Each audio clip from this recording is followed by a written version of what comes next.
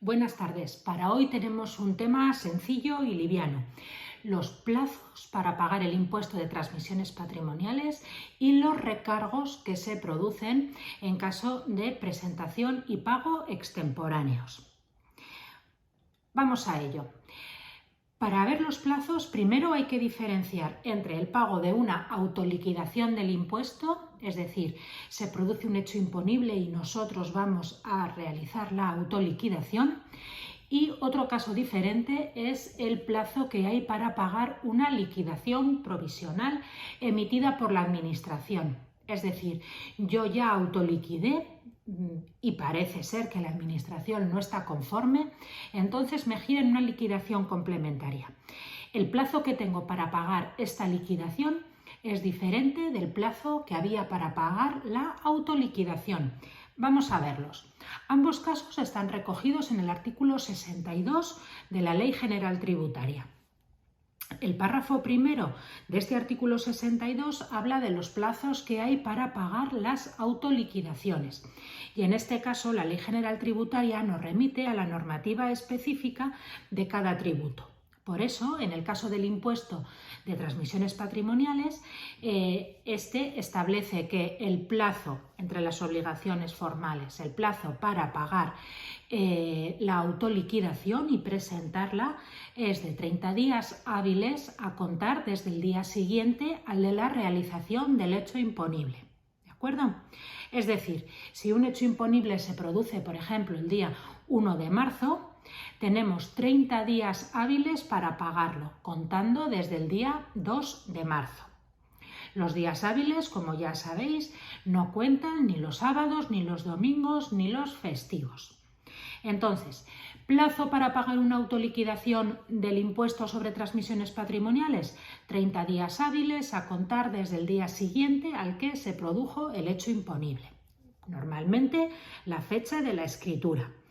Eso en el caso de documentos notariales. Ya sabéis que si fuera un documento privado, los documentos privados en principio no tienen una fecha fehaciente, salvo alguna de las causas que establece el Código Civil. Por ejemplo, que uno de los intervinientes hubiera fallecido. Entonces se sabe con fehaciencia que a más tardar ese día se realizó el hecho imponible y por eso el plazo empezaría a contar después. También la fecha en la que tengamos constancia de que un funcionario público lo ha visto. Bien, pero como decíamos, 30 días hábiles desde el día siguiente de que se produzca el hecho imponible. Muy bien. El artículo 62.2 de la Ley General Tributaria ya nos habla de los plazos que hay para pagar las liquidaciones complementarias emitidas por la Administración. Bien, pues en este caso los plazos para pagar esta liquidación complementaria se computan desde la fecha en la que recibimos la notificación con la liquidación. Empieza el plazo y se computa según qué día hemos recibido la notificación. No desde qué día viene firmada la carta ni desde qué día se emitió, sino desde el día en que recibimos la carta, desde el día en que recibimos la notificación.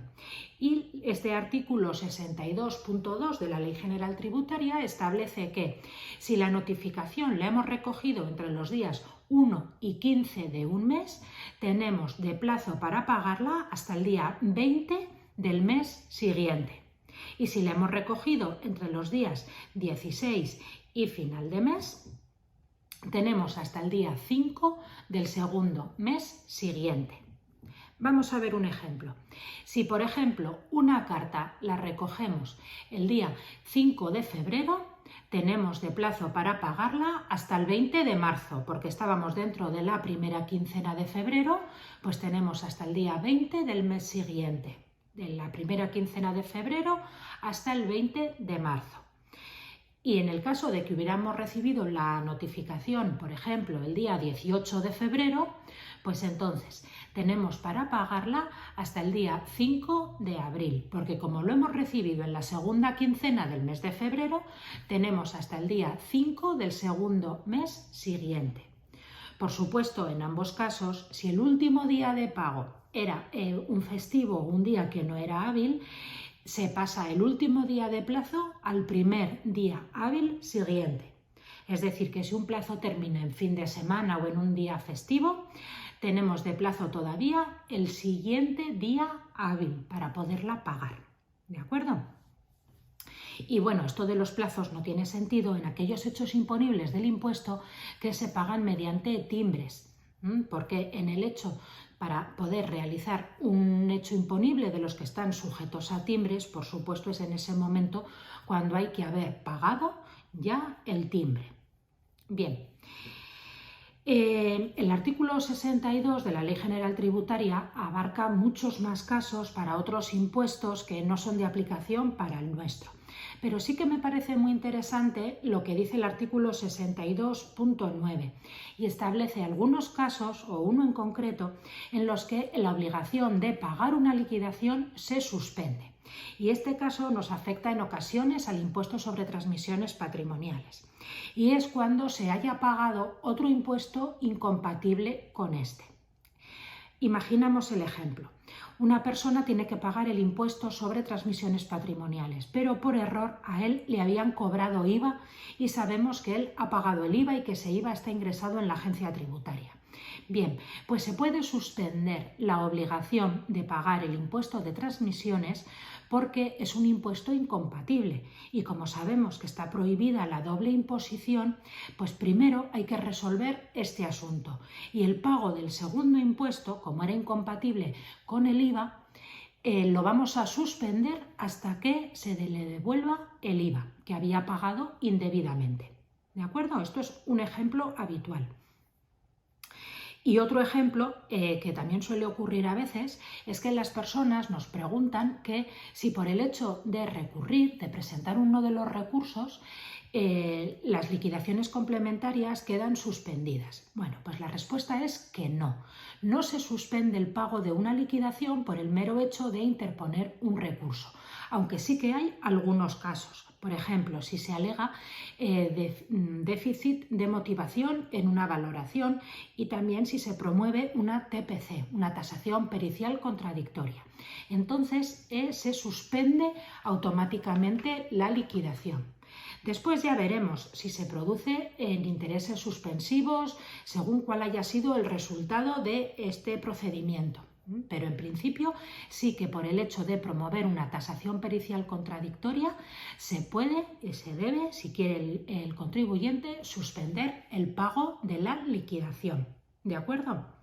Entonces, como decíamos antes, para una autoliquidación el plazo de pago es de 30 días hábiles desde que se produce el hecho imponible, a contar desde el día siguiente a este, y en el caso de las liquidaciones complementarias o las liquidaciones provisionales, depende de cuándo recibimos la notificación que nos ha enviado la Administración.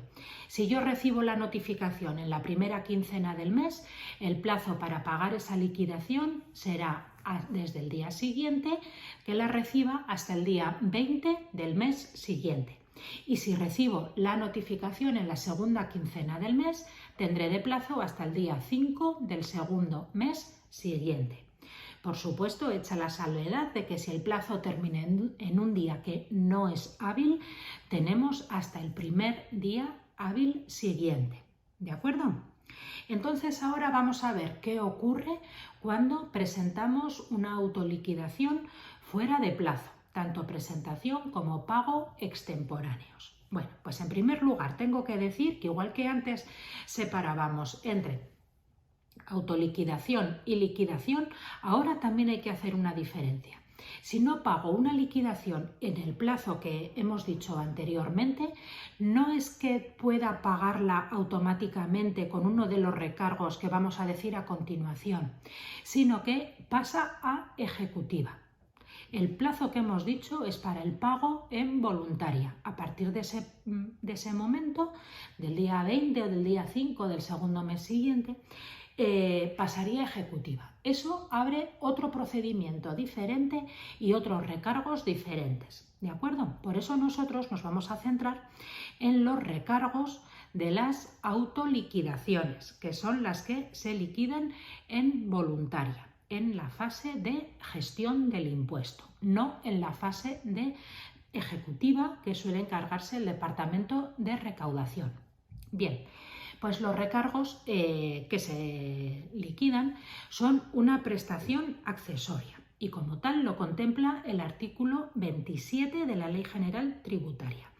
¿Y cuánto es este recargo? Pues bien, el recargo es de un 1% por cada mes de recargo, pero contando cada mes desde el primer día que ya estamos fuera de plazo. Es decir, el primer día que ya estamos fuera de plazo ya es el día 1 del mes 1. Por tanto, se paga un 1% durante todo ese mes, contado de fecha a fecha.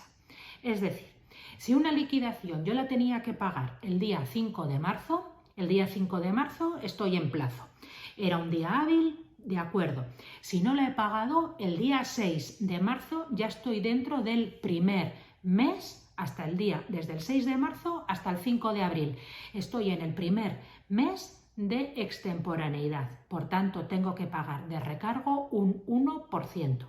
Y así sucesivamente, durante el primer año, iremos aumentando un 1% con cada mes. Es decir, si estoy en el primer mes fuera de plazo, un 1%. Si estoy en el segundo mes de extemporaneidad, un 2%. En el ejemplo que decíamos antes, si tenía que pagar el día 5 de marzo, no lo hice, desde el 6 de marzo hasta el 5 de abril tengo un 1% de recargo. Desde el 6 de abril hasta el 5 de mayo, un 2% de recargo. Y así sucesivamente, hasta que transcurre un año. Cuando haya transcurrido un año de recargo, de fuera de plazo, en ese caso, con 12 meses ya de retraso, se paga un 15% de recargo fijo y además unos intereses de demora, empezando a contar desde el primer día después de que el retraso haya cumplido un año. ¿De acuerdo? Es decir, si el día 5 de marzo era el último día que tenía para pagar una liquidación del impuesto de transmisiones del año 2024, pues el día 5 de marzo de 2025 será el último día que tenga para pagar con los recargos que hemos dicho que sean un porcentaje fijo de un 1% por cada mes. A partir del día 6 de marzo ya estoy en la fase de que tengo que pagar un 15% y desde ese día me empiezan a contar intereses de demora. ¿De acuerdo? Entonces, como decíamos, para resumir, los recargos por presentación fuera de plazo son prestaciones accesorias y que una vez que se termina el plazo empieza a contar los meses en los que estamos de retraso. Si estamos en el primer mes de retraso, desde que terminó el plazo en voluntaria, se paga un 1%. Si estoy en el segundo mes de retraso, un 2%. Y así durante un año. ¿De acuerdo? Cuando pasa el año, ya la parte fija del recargo es el 15% y además empiezan a contar intereses de demora desde que transcurrió el plazo del año. Eso sí, todos los recargos se pueden reducir un 25% si los pago voluntariamente, junto con la cuota complementaria si fuera el caso. ¿De acuerdo? Y si no, pues me tendré que complementar y pagar también el 25% que me habían descontado. Y esto es todo. Cualquier duda ya sabéis que me la podéis dejar en los comentarios. ¡Chao!